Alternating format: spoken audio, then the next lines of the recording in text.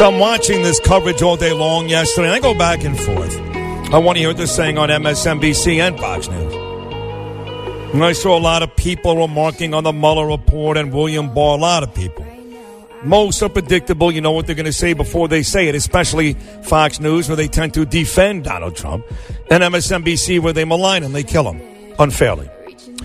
But there's a guy on Fox News, Shepard Smith, and he's not a big Trump guy, to say the least. It's almost like, what is he doing there, right? Like, what is Shepard doing there?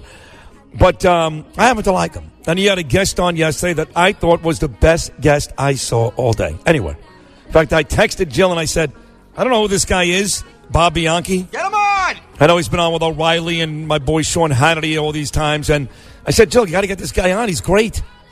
And Jill's like, okay. And I admitted I had no idea who the guy was. I thought he was great. And then you got him pretty easily, right? Yep. He must be a big fan of mine then. He loves you. That's such a lie. Anyway, here he is. He's an attorney, and he does a lot of stuff. I don't know. Bob, what exactly do you do that you're so famous? That you're on TV and Sean Hannity. What do you do? Oh, my God, Sid. What a pleasure to be on your show. Well, listen, I guess my claim to fame was that I used to run a prosecutorial agency. I was an assistant prosecutor, and then I was appointed by the governor to be the Morris County prosecutor, which was a great honor. And I do criminal defense now. I'm a certified Supreme Court criminal trial attorney. For the last 5 years, I've been on all the networks. I regularly appear on MSNBC, CNN, Fox News. So I truly, Sid, I'm truly fair and balanced. You are, and I thought, and I mean this, and I watched probably 11 hours of coverage. It's coming out my years. I thought you were the best one I saw. Now, I preface this the same way I prefaced my conversation with Chris Matthews an hour ago, and that is I like Trump. I didn't vote for him, but I'm an adult enough to admit that he's doing a good job, and I want him to win again. So let's start right there. I like him. I want him to win again. But when Barr comes out a couple of weeks ago and says he's basically exonerated, and then even yesterday morning I watched that circus from Barr, I really thought the report would come out and he would be almost exonerated. Not even close. What am I missing? Yeah, you see, Sid, my experience as a prosecutor and dealing with the media on high-profile cases is messaging is very important for the credibility of your investigation and your institution. So if you're going to do a press conference, which you should do sparingly, and it should be really to be very clear, direct, and specific about the facts of a case, you don't go out and cheerlead, right? You don't go out there. This is the thing that's been concerning me as a prosecutor. We have gone to a point where politics is so infused in prosecution, which is a very toxic cocktail, if you will, where people are looking, whether you're a Democrat, a Republican, conservative, liberal, I don't care which side of the spectrum you're on, we should not be politicking within the prosecutorial system to use the criminal justice system to go after our enemies and to shield and exonerate the people that we politically agree with. I could not agree more. I could not agree more. I said all morning long, he may as well have had Rudy Giuliani up there yesterday because William Barr, who's a very respectful guy, has great history going back many, many years with Bush. I thought he embarrassed himself yesterday.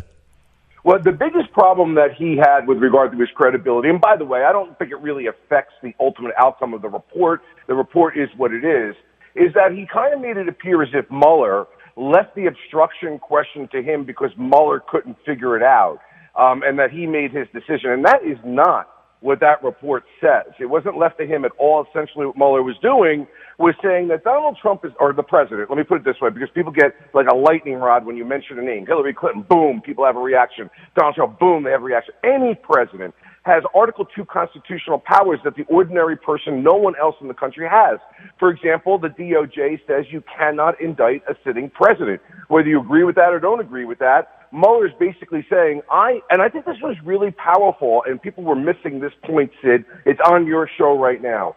He is saying to call him a criminal, to say he committed a crime when he cannot be indicted, Donald Trump, is unfair to the president, or any president for that matter, because they don't have any forum with which to exonerate themselves.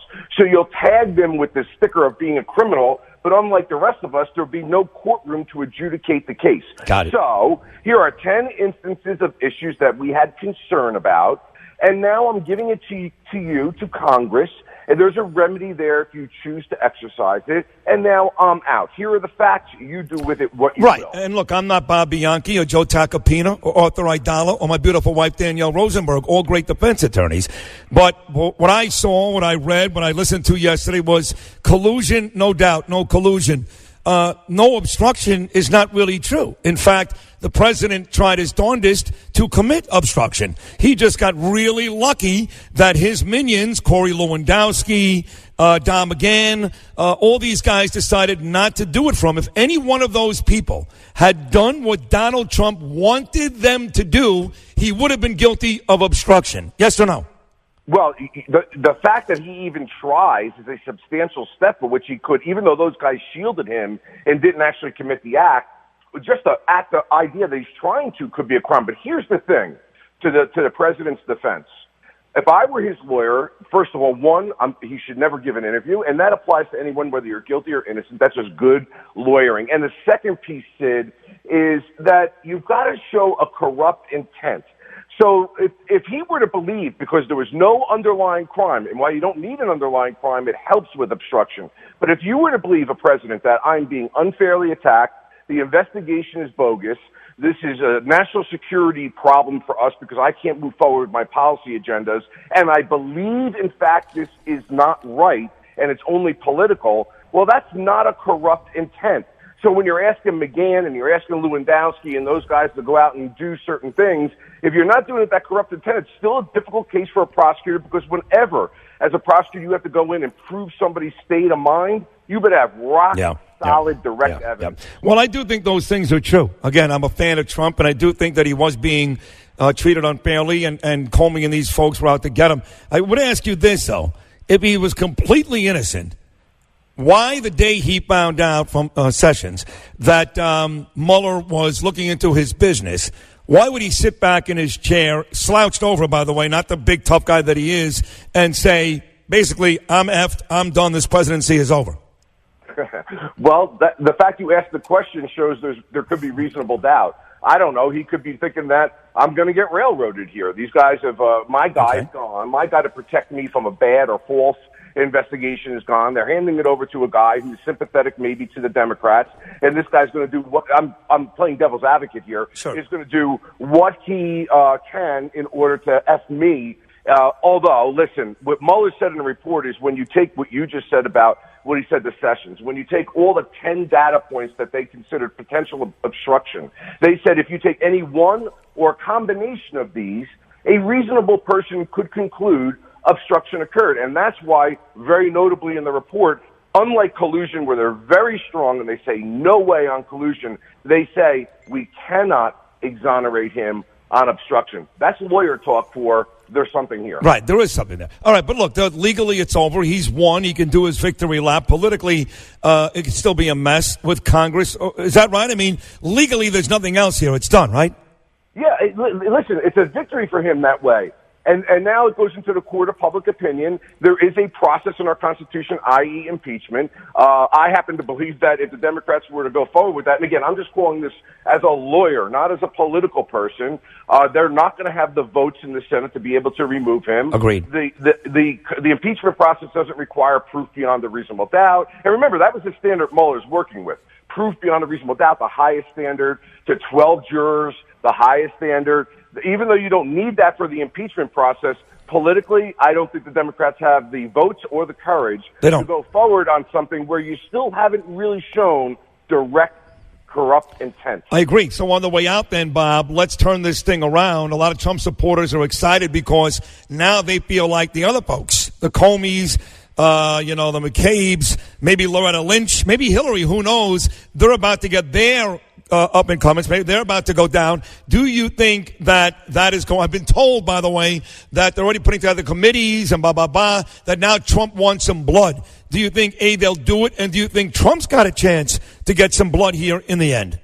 The answer to that is no, and it's very disconcerting to me. Again, Sid, we get back to the point that people are using the investigatory criminal justice process to go after their enemies. That decision, just like the decision yesterday with Mueller, is done.